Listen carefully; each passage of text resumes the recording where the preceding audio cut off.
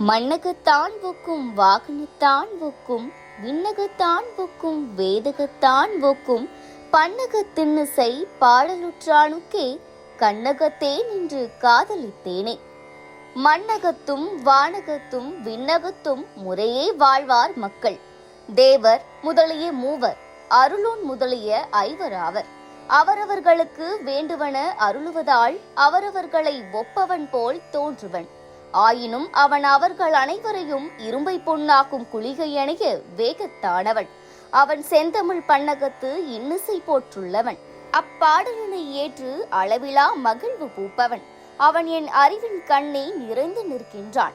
யானும் அவன் அருளால் அவ்வறிவின் கண்ணையே காதலிக்கின்றேன். மூவர் என்றால் அயன், அரி, அரண்.